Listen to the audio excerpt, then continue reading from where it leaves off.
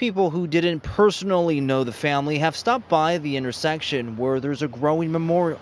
I don't even know the kid that was lost or the grandma or anything like that. And it's like, I think that is really sad. That is really sad. I was going to go get some flowers, bring them here.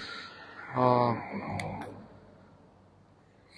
Patrick, he was killed on Sunday, roughly around 10:30 in the morning. And the kid was 5 years old. Poor kid. May his soul rest in peace. He was crossing with his grandmother right on the street. A car came over and just took his life. Hit and run. Our little kid. Just starting to live in the world. And so we brought him this little bear and bunny. It's a little bunny. Brought his candle, and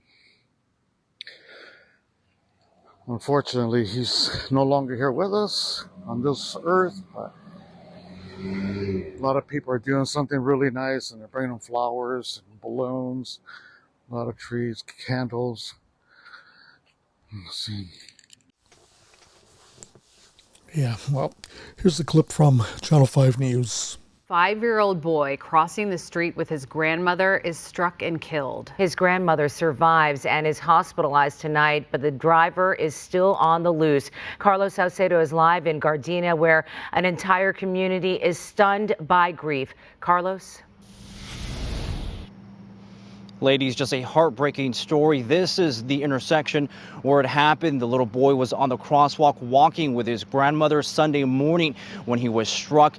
As you could see, there is a growing memorial, and tonight the search continues for that hit-and-run driver. Stuffed animals and balloons mark the spot where a young life was taken Sunday morning. 5-year-old Patrick Chacon was walking with his grandma when struck by a vehicle at this crosswalk on Budlong and Marine in Gardena. I was an Amistol student. My kids go to that school, and we're an Amistol family. And just to know that he got ran over walking with his grandma, that's like me and my mom with my kids.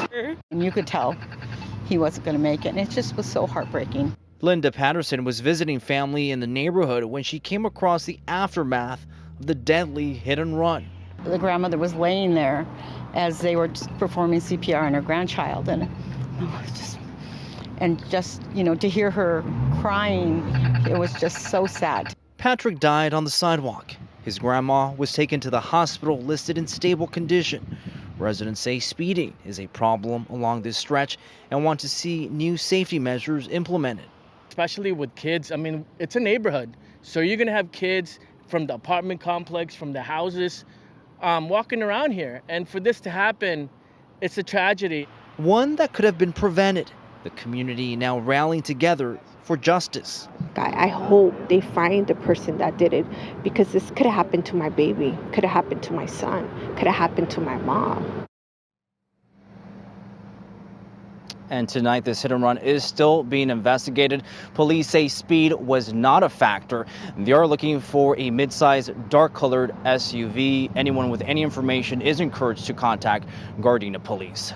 We're live tonight in Gardena. Carlos Salcedo, KTLA 5 News. And I'm hoping that they get this guy. He really deserves to get life in prison for his bad deed.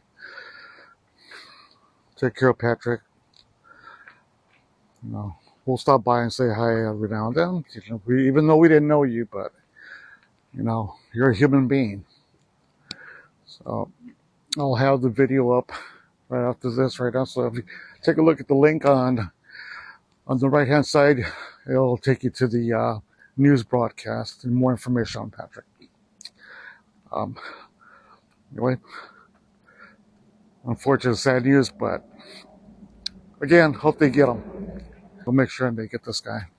Thank you again for joining in this unfortunate, sad news.